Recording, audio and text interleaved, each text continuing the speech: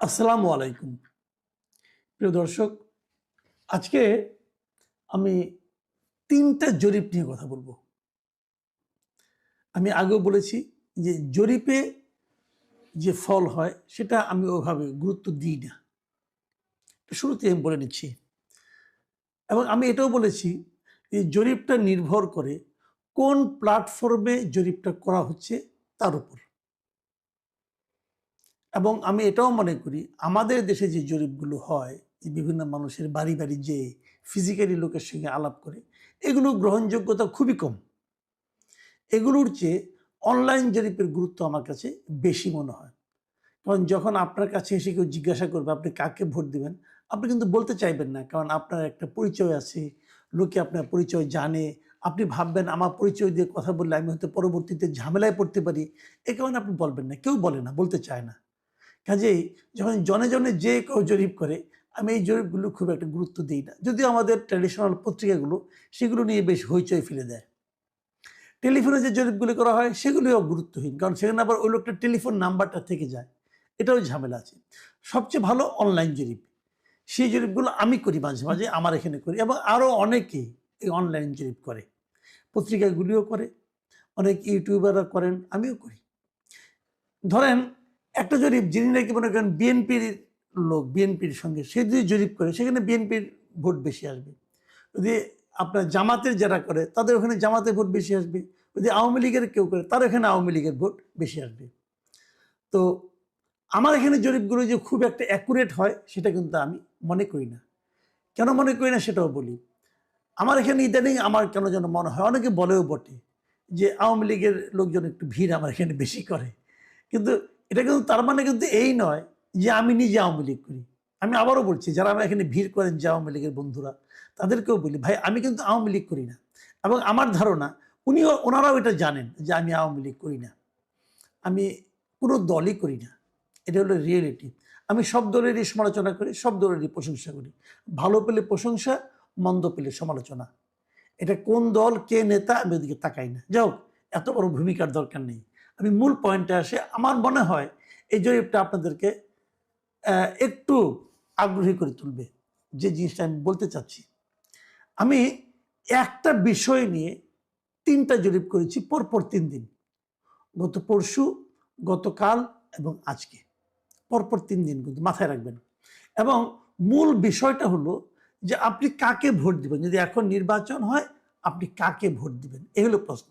কিন্তু একটু পার্থক্য আছে। পার্থক্যটা হলো, প্রথম যে জরিপটা করেছি সেখানে আমি বলেছি যে আপনি কাকে ভোট দিবেন, বিএনপিকে, জামাতকে, ইসলামী আন্দোলনকে, নাকি জাতীয় পার্টিকে। আমি অপশন হিসেবে অন্য কিছু রাখিনি, কেবল 4টা পার্টির নাম রেখেছি। এখানে একটু বলে নেই যে ইউটিউবে জরিপ করতে গেলে একটা সীমাবদ্ধতা আছে, আপনি 4টার বেশি অপশন রাখতে পারবেন না। সেই হিসেবে আমি 4টে রেখেছি। আমি কি পেয়েছি সেটাকে বলি। এখানে বলেছে সবচেয়ে বেশি ভোট পাবে কে, জাতীয় পার্টি 40%। আর তারপর দ্বিতীয় স্থানে জামাত 32%, তৃতীয় স্থানে বিএনপি এবং তার জোট, এটা 26%, আর ইসলামী আন্দোলন পাবে কেবলমাত্র 2% ভোট। মাথায় রাখবেন। তো এটা দেখে আপনাদের অবাক হচ্ছেন না আপনারা? 40% কেন? তো জাতীয় পার্টি, এটা কি বিশ্বাসযোগ্য? না, এটা বিশ্বাসযোগ্য না। এটা কেন হলো?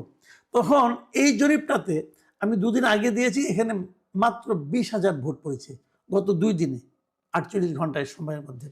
এবং এখানে কমেন্ট এসেছে 1300।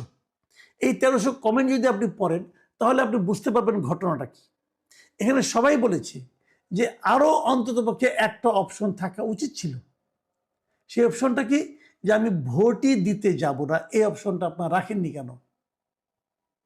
কারণ ওই অপশনটা রাখলে তার মানে হলো যারা ভোটই দিতে যাবে না তারা জাতীয় পার্টিকে ভোট দিয়েছে এখানে, এই জন্য জাতীয় পার্টিটা বেড়ে গেছে। যা হোক, আমি সেই জিনিসটা কনফার্ম হওয়ার জন্য ঠিক তার পরের দিন আরেকটা জরিপ করলাম। সেই জরিপে এবার আর আমি ইসলামী আন্দোলনকে রাখিনি, আমি বিএনপিকে রেখেছি, জাতীয় জামাত ইসলামকে রেখেছি, আর জাতীয় পার্টিকে রেখেছি। ইসলামী আন্দোলনের পরিবর্তে জাতীয় পার্টিকে রেখেছি, এবং তার নিচে আমি বলে দিয়েছি যে ভোটই দিতে যাব না। এটা কত হবে? এখন দেখলাম পুরো জিনিসটাই চেঞ্জ হয়ে গেলো একদিনের ব্যবধানে, কিন্তু পুরো জিনিসটাই চেঞ্জ হয়ে গেলো। এখানে চেঞ্জ হয়ে, এখানে ভোট পড়লো কত জানেন? এখানে ভোট পড়েছে 50,000 ভোট। তার মানে ওইটার যে 24 ঘন্টা পরে যে জরিপটা দিলাম, এখানে ভোট পড়ার সংখ্যা বেড়ে গেল। কেন বেড়ে গেল? কারণ আগের দিন ওই ভোটই দিতে যাব না এই অপশনটা না থাকার কারণে অনেকে ভোটই দেয়নি, আমার এখানেও ভোট দেয় নাই, এটা হয়েছে। তো পরের দিন বললো 50,000 ভোট পড়লো 24 ঘন্টায়, কিন্তু গত 24 ঘন্টায়।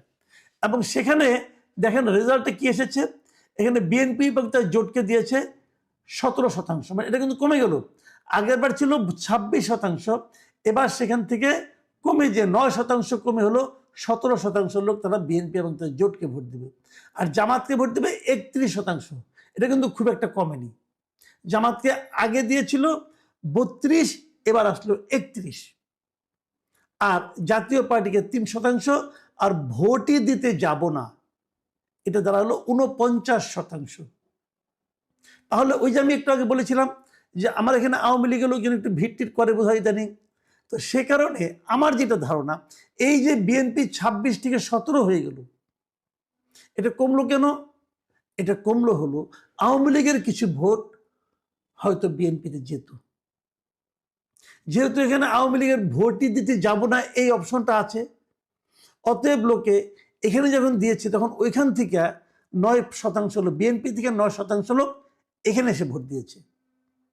তার মানে আমরা যারা ভাবছিলাম যে আওয়ামী ভোটগুলো বিএনপি জাতীয় পার্টিতে জামাত ইসলামে যাবে, আমরা যারা ভেবেছিলাম যে আওয়ামী ভোটগুলো জামাতে যাওয়ার একটা সম্ভাবনা আছে, আমার এই জরিপ বলছে সেই সম্ভাবনা আসলে নেই, বরং সেটা বিএনপিতেই একটু বেশি যাবে।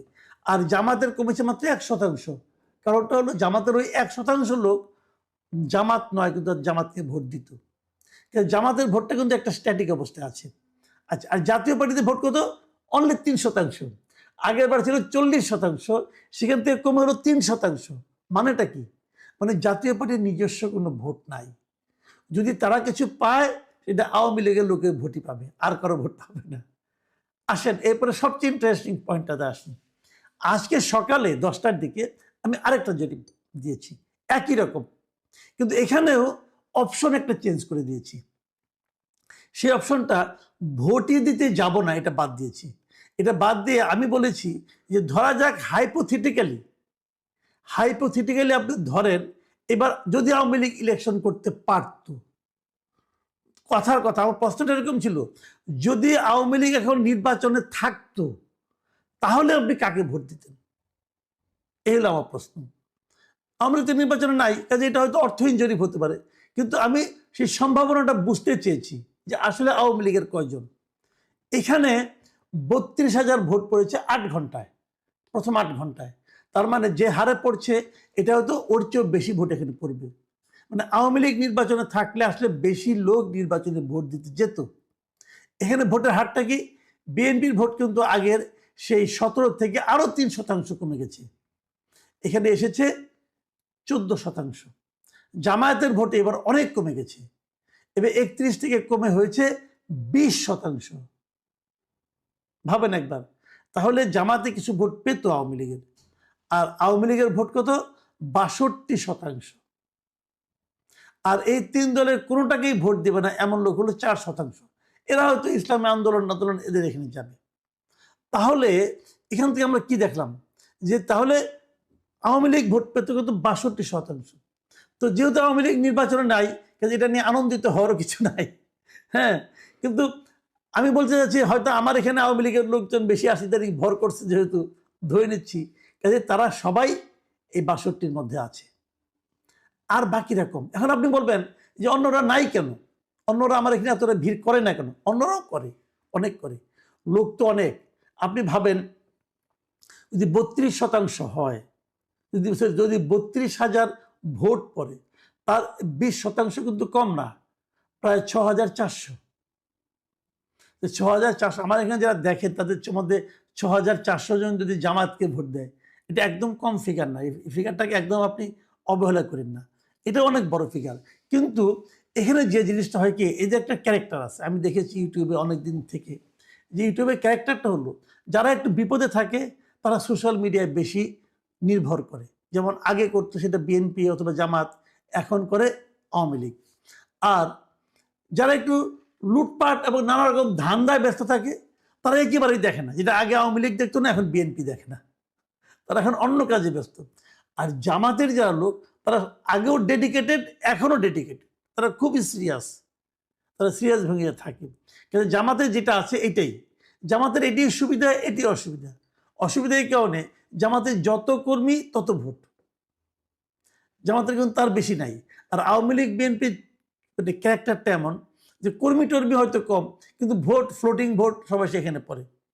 এরা কোনো দলের না, তারা এসে আওয়ামী লীগ অথবা বিএনপিকে ভোট দেয়, তারা সাধারণত জামাতকে ভোট দেয় না। এই ফ্লোটিং ভোট না হলে নির্বাচনে জেতা বড় কঠিন। তবে জামাত এবার নতুন একটা ক্যারেক্টার তৈরি করার চেষ্টা করছে, তারা সবাইকে ইনক্লুড করার চেষ্টা করছে। যাই হোক, সেটা অন্য হিসাব। এখন আমি আপনাদেরকে রিকোয়েস্ট করবো, আপনারা কমেন্টগুলো পড়বেন, কমেন্টগুলো পড়লেই বুঝতে পারবেন যে আসলে মানুষ কি ভাবছে, মানুষ কোন দিকে যাচ্ছে। একটা জিনিস কি দেখেন আপনি, যে আমার এখানে যদি 62, একমাত্র আমার এখানে, আরো তো অনেক আছে ভাই, যদি 60%, 62% হয়, যে 32,000-এর মধ্যে যদি 60% আমি ধরি, তাহলে 19,000 লোক কিন্তু তারা আওয়ামী লীগকে ভোট দিত। তো এই লোকগুলিকে আপনি কিন্তু ইগনোর করতেছেন। আপনারা এমন একটা নির্বাচন করতেছেন, যে নির্বাচনে এই লোকগুলোর কোনো ভোট নাই, এই লোকগুলো ভোট দিতে আগ্রহ অনুভব করছে না। এটা কেমন গণতন্ত্র? এটা কি গণতন্ত্র হলো? গণতন্ত্রের কোনো সংজ্ঞায় কি এটাকে জাস্টিফাই করা যাবে? যাবে না। ডক্টর ইউনূস তারপরে বলে যাচ্ছেন উনি ইতিহাসের শ্রেষ্ঠ নির্বাচন দিবেন। হ্যাঁ, উনি এমন একটা নির্বাচন দিবেন যে নির্বাচনে মিনিমাম 30-35% লোক তার ভোট দেওয়ার জন্য আগ্রহ অনুভব করবে না। যে নির্বাচনে 30-35% ভোটার ভোট দিতে আগ্রহ অনুভব করে না, সেটা ইতিহাসের শ্রেষ্ঠ নির্বাচন। ডক্টর ইউনূস বলতে পারেন, উনি জ্ঞানী লোক, আমরা মূর্খ লোক, আমরা বলতে পারবো না। প্রিয় দর্শক, এখানে পর্যন্তই। আল্লাহ হাফিজ।